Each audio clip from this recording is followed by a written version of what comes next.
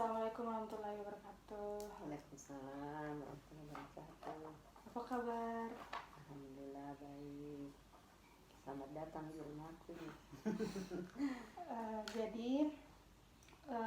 Perkenalkan, nama saya Ummul Khairia. Saya dari Fakultas Psikologi Universitas Negeri Makassar. Tujuan saya kali ini adalah untuk mewawancarai Anda. Dan apakah Anda bersedia untuk menjadi partisipan saya dalam wawancara pada kali ini? Oke, bersedia. Silahkan mengisi inform konsen terlebih dahulu. Ini semua data yang ada di sini diminta ya. Iya.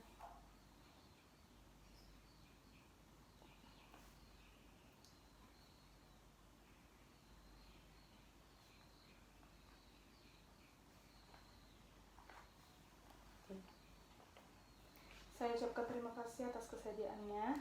Jadi saya di sini akan menjelaskan tujuan saya pada wawancara kali ini adalah untuk mendapatkan informasi tentang pengalaman work-life balance pada wanita karir yang berumah tangga.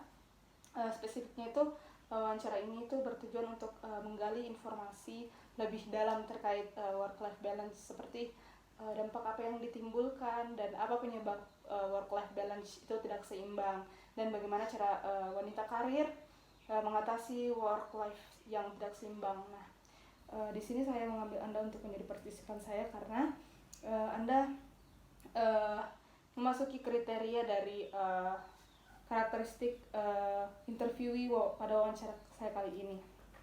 Nah, baik. Jadi di sini saya akan meminta waktu Anda 45 menit ke depan untuk saya wawancarai. Nah, di sini saya menyampaikan bahwa seluruh informasi yang Anda berikan itu bersifat rahasia dan tidak akan saya sebarluaskan kepada orang-orang. Oke. Baik, jadi langsung saja kita ke pertanyaan wawancara, yaitu apakah Anda merasa kesulitan dalam menyeimbangkan waktu untuk bekerja dan mengurus rumah tangga?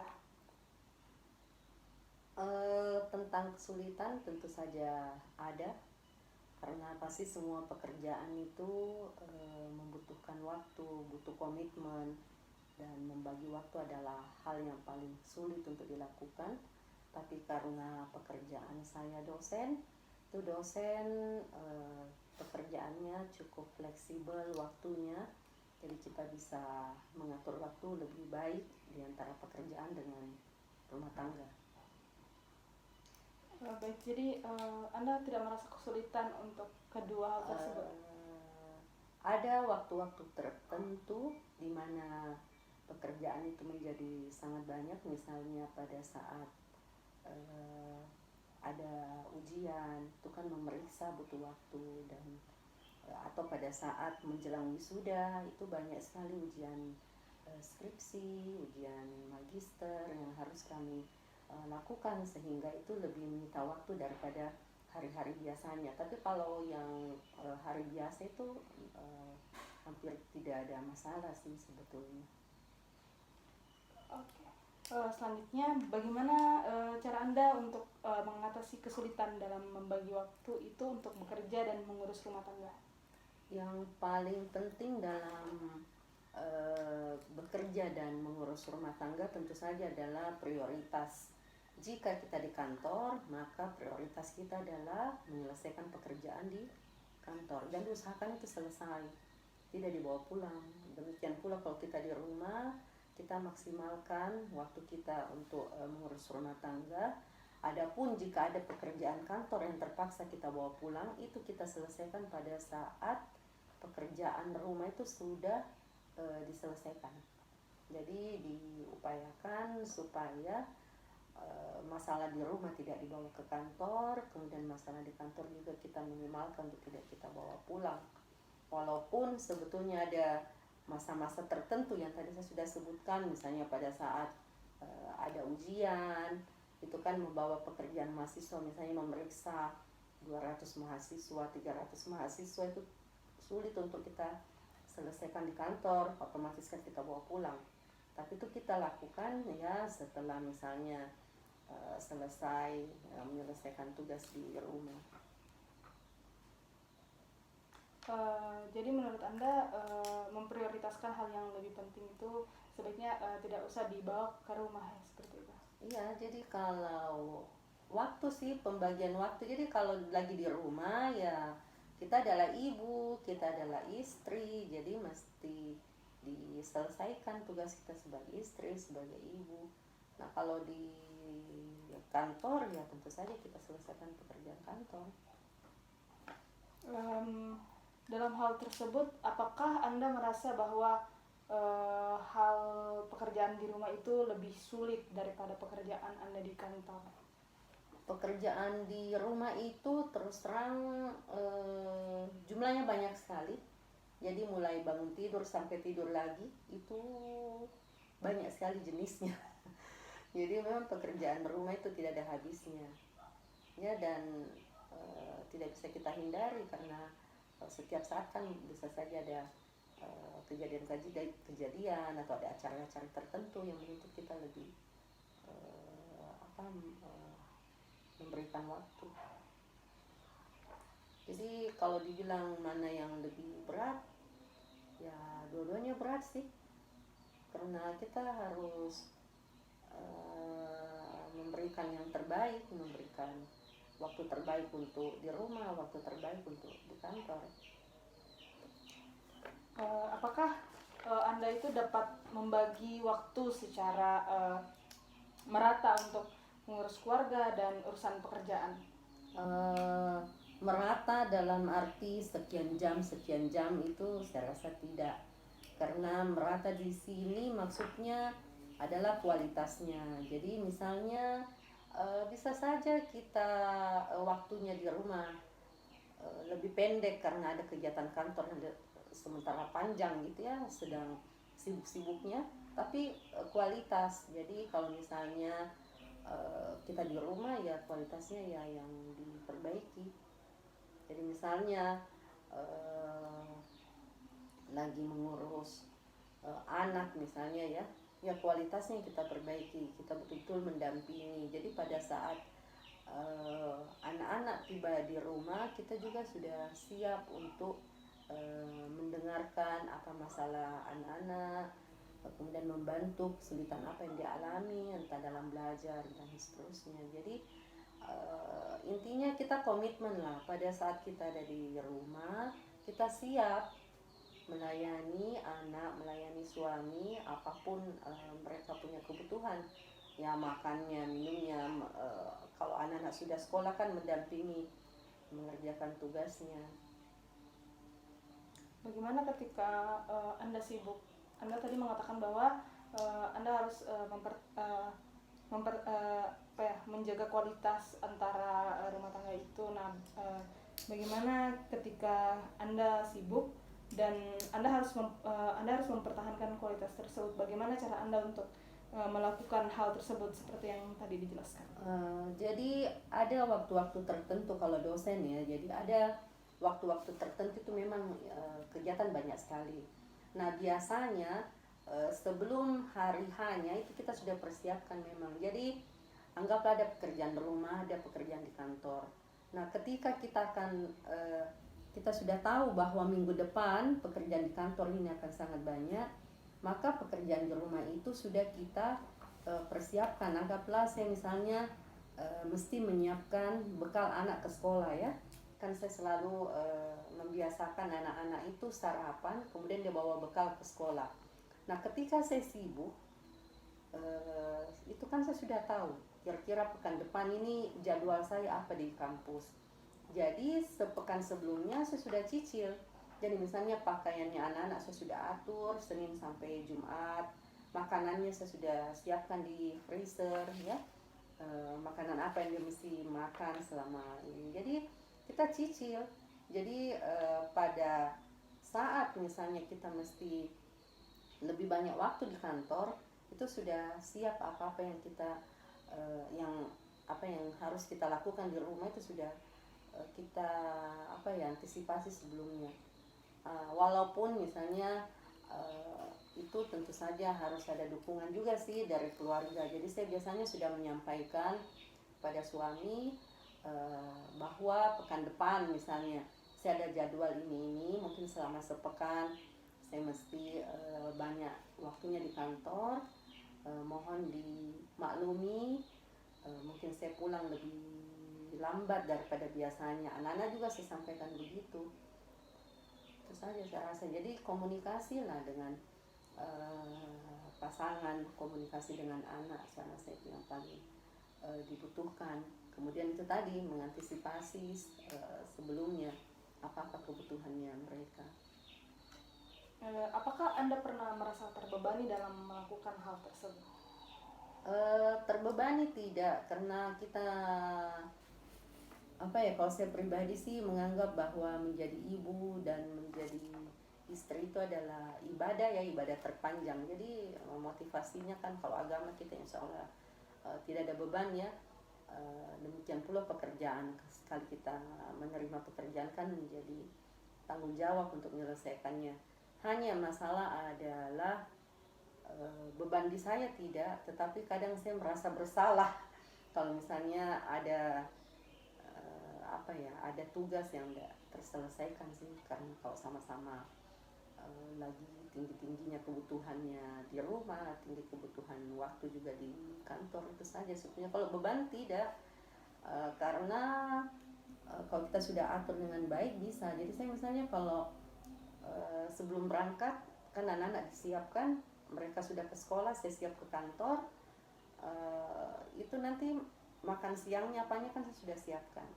Jadi kemudian nanti untuk makan malam juga, jadi nanti kalau saya pulang tinggal dikeluarkan, dihangatkan. Kalau misalnya tiba dari kantor, misalnya sudah tiba di kantor, nanti pulang lagi sekitar sore, nanti itu kan tinggal menunggu anak-anak pulang, atau kalau mereka duluan pulang ya kita tinggal tanya apa masalahnya, apa yang dia temui, butuh dibantu belajar atau tidak. Saya rasa itu saja sih, selama kita komitmen tidak ada masalah. Oke, pertanyaan selanjutnya, bagaimana cara Anda untuk tetap menjaga ketepatan waktu mengurus rumah tangga dan juga urusan keluarga? Ya itu tadi kan, kalau ketepatan waktu tentu saja segala sesuatu itu kita sudah mesti tahu. Kalau misalnya di kantor itu kan sudah ada jadwal, anggaplah kalender akademik ya. Satu semester kita sudah tahu kapan kita ngajar, kapan kita menguji, kapan kita mesti keluar kota, kapan kita ada seminar, itu sudah terjadwal biasanya.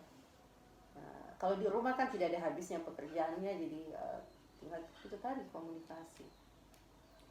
Dikomunikasikan kapan kita jadwal sibuknya di kantor, dikomunikasikan di rumah, dan kita antisipasi memang apa-apa yang mesti disibukkan. Apakah Anda memiliki jadwal khusus yang yang dibuat untuk mengatur waktu untuk mengurus rumah tangga dan mengurus pekerjaan? Waktu khusus maksudnya? Waktu khusus itu seperti mungkin pada minggu ini Anda mengatur waktu untuk khusus untuk keluarga, dan minggu depan itu Anda mengurus khusus untuk mengurus pekerjaan. Jadi Anda ketika Anda mengurus rumah tangga, Anda mengambil cuti seperti itu. Apakah Anda memiliki jadwal khusus seperti itu? Tidak sih sebetulnya, karena kan jadwal khusus gimana ya, cuma yang mesti jaga jangan sampai misalnya hari libur, misalnya Sabtu Minggu yang harusnya untuk keluarga itu kita gunakan juga untuk bekerja. Jadi kalau saya pribadi, kalau misalnya ada urusan kantor di hari itu, misalnya anggaplah kita ada seminar atau ada kegiatan tertentu yang mengharuskan kita misalnya menginap di tempat lain, misalnya di penginapan atau di hotel, biasanya saya bawa keluarga. Baik ya, jadi kalau misalnya tentang kesulitan dalam pembagian waktu itu biasanya kalau ada kegiatan-kegiatan tertentu yang kita tidak jadwalkan sebelumnya, anggaplah misalnya tiba-tiba kita diminta untuk menyelesaikan dokumen atau pekerjaan di hari Sabtu Minggu, itu tentu saja kan akan menghilangkan waktu kita bersama keluarga, padahal Sabtu Minggu itu adalah hari yang khusus untuk anak ya. Jadi kalau biasanya anak-anak kita ajak jalan-jalan pada hari itu, dengan adanya pekerjaan di luar waktu biasanya, makanya biasanya anak-anak saya bawa, saya ajak.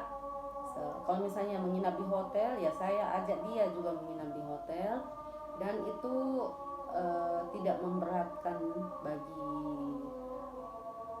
saya karena pimpinan saya kebetulan juga perempuan, dia juga bawa keluarganya, dan dia mengizinkan ibu-ibu yang memiliki anak yang masih harus ditangani khusus atau masih kecil-kecil, itu dia izinkan dibawa, tapi disimpan di tempat yang berbeda dengan tempat pelaksanaan acara, dan kita bisa nanti makan sama-sama, bisa menghabiskan waktu di sela-sela acara itu. Jadi keuntungannya adalah anak-anak bisa melihat bagaimana ibunya bekerja, bisa tahu siapa pimpinannya ibunya, siapa teman-teman ibunya. Jadi dia bisa lebih paham, kita harap dia bisa lebih care. Oh begini mama aku bekerja tiap hari. Saya rasa ada manfaatnya juga sih. Apakah Anda pernah merasa stres dalam menyimbangkan waktu untuk mengurus rumah tangga dan mengurus pekerjaan? Kalau hari-hari berjalan seperti biasa, itu tidak ada masalah sebetulnya, alhamdulillah ya. Yang bikin stres itu ketika ada kejadian luar biasa. Anggaplah ada misalnya ya anak sakit. Kalau anak sakit itu otomatis kita mesti minta izin dari pekerjaan, pasti ada pekerjaan yang tertunda dan seterusnya. Atau misalnya di kantor tiba-tiba ada pekerjaan yang deadline harus hari itu juga, nah, itu yang bikin stres, terpaksa kita bawa pulang pekerjaan ke rumah, itu stresnya di situ. Tapi kalau hari-hari biasa sih tidak. Jadi di rumah kalau misalnya ada kasus tertentu, kalau di kantor biasanya ngejar deadline, itu yang paling bikin stres biasanya. Apakah peran Anda sebagai istri atau ibu dalam berumah tangga dan juga peran Anda menjadi wanita karir itu memengaruhi keadaan psikologis Anda? Kalau pada saat stres ya pasti kita agak-agak terpengaruh ya, pasti agak-agak mudah marah mungkin. Ya, tapi kalau mengingat kembali bahwa itu resikonya bekerja sambil berumah tangga sambil bekerja, ya kita mesti terima, kita mesti sabar dan berusaha menghandle stresnya. Bagaimana cara Anda bersabar dalam menjalani hal-hal yang beresiko tersebut? Yang pertama mesti komunikasi dengan keluarga, kemudian menguatkan diri, berdoa, tentu saja mohon kekuatan ya, paling tidak ya kita menjadi lebih siap untuk menghadapi apapun. Kemudian kembali lagi bahwa saya cenderung tidak memaksakan diri. Jadi kalau misalnya di kantor sudah berlebihan, saya sudah merasa sudah tidak sanggup, sebelum itu saya sudah sampaikan ke tim, maaf saya minta ini dulu, waktu dulu untuk rehat sejenak, mungkin 1 hari ya, supaya bisa mengendalikan prosesnya. Kalau tidak saya bisa melampaui batas nantinya ya, jadinya. Jadi kalau saya sudah pelajari, saya sudah akan stres, biasanya saya sudah minta waktu, diizinkan untuk lambat ke kantor, istilah saya sih me time ya, minta waktu untuk saya healing dulu sejenak, paling tidak bisa ke kantor lebih lambat, atau minta waktu undur barang setengah hari atau yang lain lah. Karena kalau kita paksa juga bahaya. Stres dalam hal apa yang Anda maksud? Apakah dalam hal keluarga atau dalam hal pekerjaan? Eh, Dua-duanya bisa terjadi. Jadi kalau stres di keluarga itu misalnya kalau ada anak yang tiba-tiba ada masalahnya, entah masalah di sekolah, misalnya ada pembulian atau entah dia menjadi korban atau dia menjadi pelaku. Nah, itu tentu saja menuntut kita untuk menanganinya dengan baik. Nah, itu yang biasa menjadi bentrok waktunya dengan kegiatan kantor. Yang tadinya misalnya anak-anak ke sekolah, kita dipanggil ke sekolah, otomatis kan kita mesti meninggalkan pekerjaan kantor. Atau sebaliknya di kantor yang sedang tinggi-tingginya tuntutan pekerjaan sehingga waktu di rumah menjadi tersita. Jadi stresnya di situ sih kalau ada kejadian-kejadian luar biasa.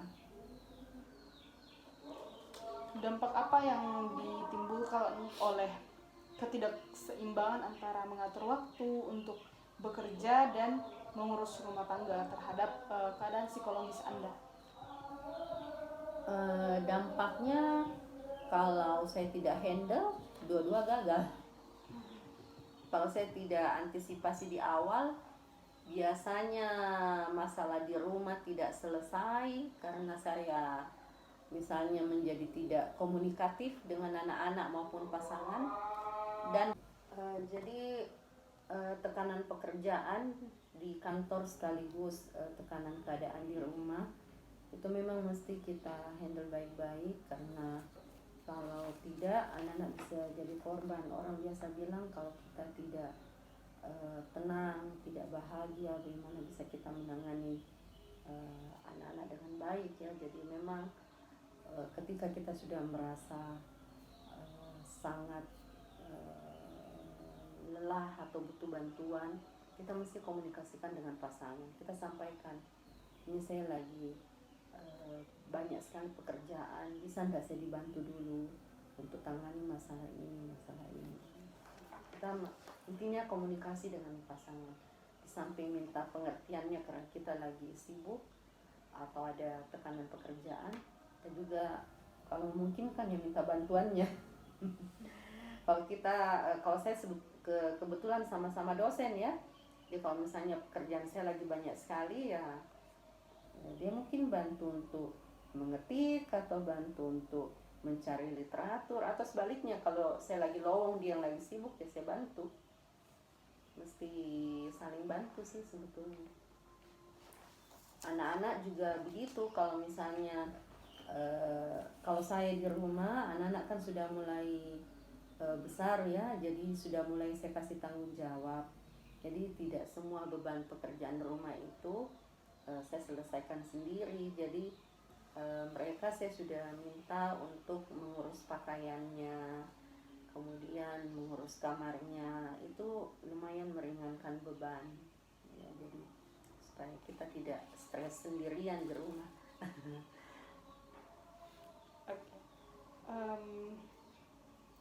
Adakah dukungan yang diberikan oleh suami ataupun anak Anda selama menjadi wanita karir yang berumah tangga? Ya itu tadi ya, anak-anak itu dia sudah ngerti polanya dan tidak banyak menuntut. Jadi misalnya tentang makanan, mereka paham bahwa saya tidak mungkin setiap saat menyiapkan makanan yang segar misalnya, tapi makanannya insya Allah ada ya, saya sudah siapkan. Kemudian dan kalau tidak ya memang kita sekali-sekali kita beli ya, mereka maklum dengan itu. Kemudian untuk pasangan misalnya kalau kita sedang ada masalah ya kita minta bantuannya. Anak-anak juga demikian, kalau kita butuh bantuan ya kita sampaikan. Dan memang mereka sudah sejak awal kita berikan tugas, misalnya ada anak yang dalam waktu tertentu misalnya dia mesti cuci piring, dia mesti buang sampah, menyapu dan seterusnya. Jadi beban kerjaan rumah tidak pada ibu saja, jadi anak dan suami itu ikut membantu. adakah dukungan khusus yang disediakan oleh pihak tempat Anda bekerja itu untuk membantu menyimbangkan waktu mengurus rumah tangga dan juga untuk keluarga? Kalau waktu atau fasilitas khusus di kantor sih tidak ada. Hanya saja pimpinan itu memahami jika kita mesti bekerja di luar jam kerja, misalnya hari libur, dia mengizinkan kita untuk membawa keluarga seperti yang saya jelaskan tadi. Menurut Anda itu adalah suatu dukungan? Ya tentu saja, karena kalau pimpinannya tidak mengizinkan, ya pasti anak-anak kehilangan waktu kebersamaan dengan orang tua kan. Dan saya rasa tidak semua tempat dikasih kesempatan untuk itu. Dan kalau misalnya memang ada keadaan tertentu, misalnya anak sakit, pimpinan biasanya memberikan jalan keluar. Kita punya tugas itu dibagi atau diserahkan ke teman sejawat yang lain supaya kita bisa menghandle keluarga lebih baik. Pernahkah Anda merasa lelah secara fisik maupun mental dalam menyeimbangkan urusan rumah tangga dan juga urusan pekerjaan? Fisik, mental tentu saja terbebani ya, karena kita rasanya ndak cukup hanya punya waktu 24 jam saking banyaknya tugas yang mesti diselesaikan. Nah, salah satu jalan keluar yang kami pilih, saya dibantu oleh asisten rumah tangga yang saya minta datang tiap pagi sebelum saya berangkat ke kantor. Jadi biasanya dia datang antara jam 7 sampai jam 9 ya. Jadi setelah anak-anak berangkat ke sekolah, dia datang dan itu membantu untuk membersihkan, kemudian membantu saya menyiapkan makan siang dan seterusnya. Jadi saya berangkat kantor sekitar jam 8:30 itu sudah siap karena dibantu asisten rumah tangga. Dan itu hanya pada hari kerja, hanya Senin sampai Jumat pagi.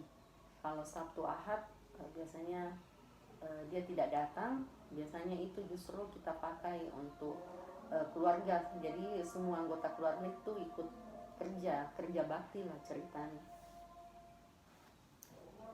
Jadi Anda membutuhkan seorang asisten rumah tangga untuk membantu pekerjaan.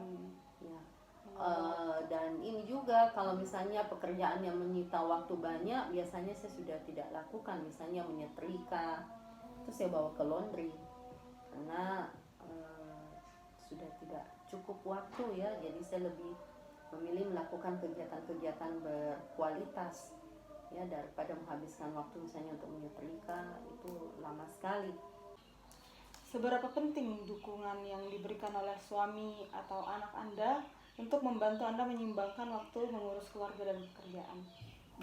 Gini ya, jadi ketika kita berumah tangga, sebetulnya tugas utama kita itu adalah menjadi ibu sekaligus istri.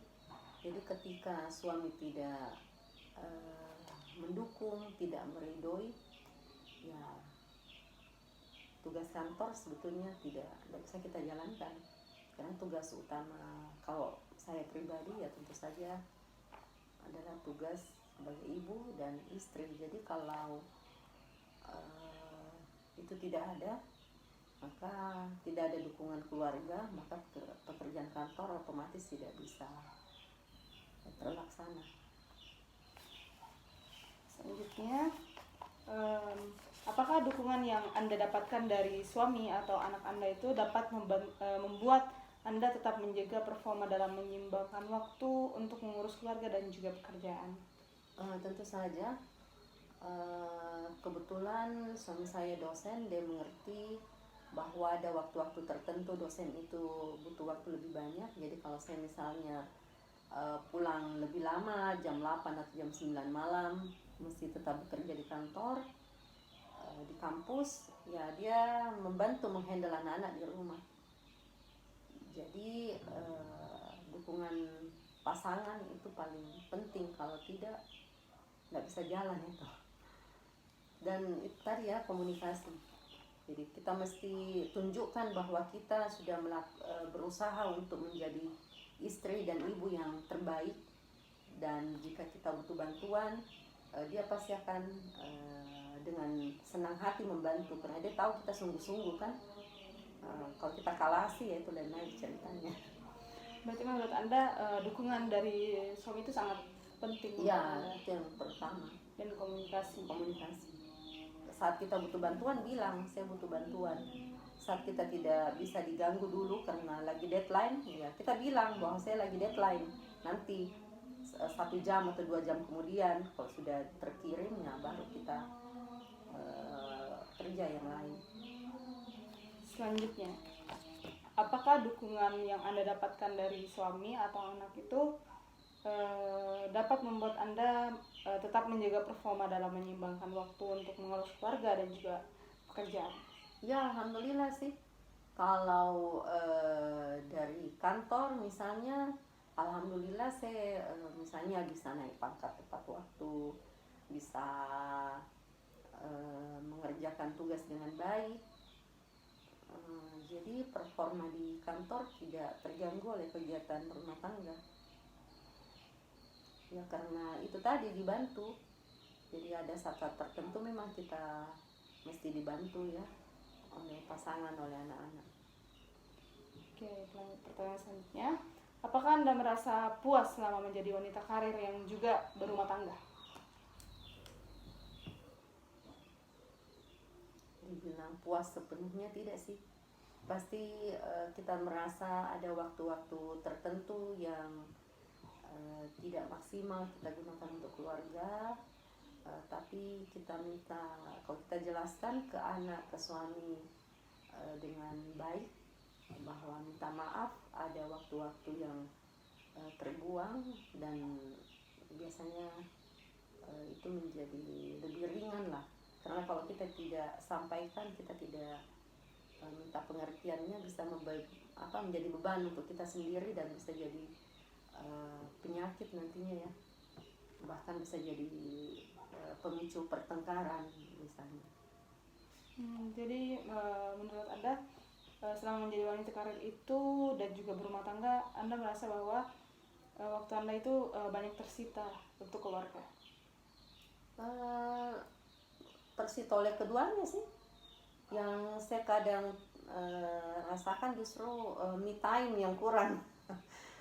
Nah itu yang ini ya, karena kalau di kantor otomatis saat kita di kantor sepenuhnya di sana, di rumah juga begitu. Nah kadang yang menjadi kurang adalah waktu untuk diri sendiri sih. Selanjutnya, pernahkah Anda merasa tidak puas saat tidak dapat membagi waktu secara merata untuk mengurus rumah tangga dan juga pekerjaan? Tentu saja kita kadang-kadang merasa sangat sibuk di kantor sehingga tidak punya waktu yang banyak untuk anak. Itu manusiawi saya rasa ya.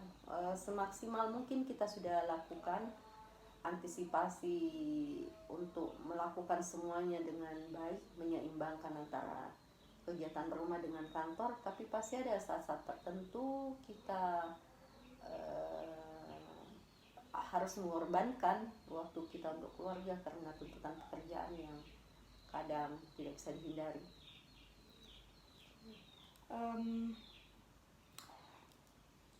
Pernahkah Anda merasa tidak puas saat tidak dapat membagi waktu secara merata untuk mengurus rumah tangga dan juga pekerjaan? Itu tadi saya bilang, kadang puas, kadang tidak ya. Tapi kalau saya pribadi, sebagian besar itu karena saya sudah melakukannya dengan sebisa mungkin yang terbaik yang saya bisa lakukan. Lebih banyak puasnya sih daripada tidak puasnya. Jadi kalau tidak puasnya mungkin pada saat kita kita tiba-tiba menghadapi masalah di rumah yang kadang kita sadari bahwa itu karena kita kurang memberikan waktu. Baik, pertanyaan selanjutnya. Cara apa saja yang Anda lakukan untuk mencapai kepuasan dalam mengurus rumah tangga dan juga mengurus pekerjaan? Caranya ya itu tadi, pertama mempersiapkan kedua pekerjaan itu dengan baik, terutama di manajemen waktunya. Yang kedua, kita kenali kita punya potensi diri.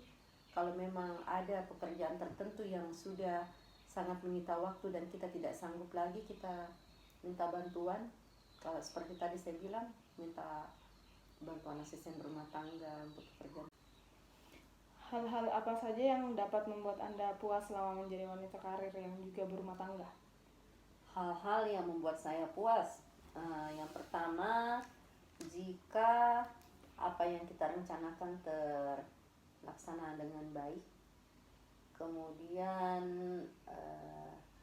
pekerjaan memang selesai dengan baik, anak-anak terhandle dengan baik, ya tentu saja itu yang memuaskan ya, hal-hal itu yang memuaskan.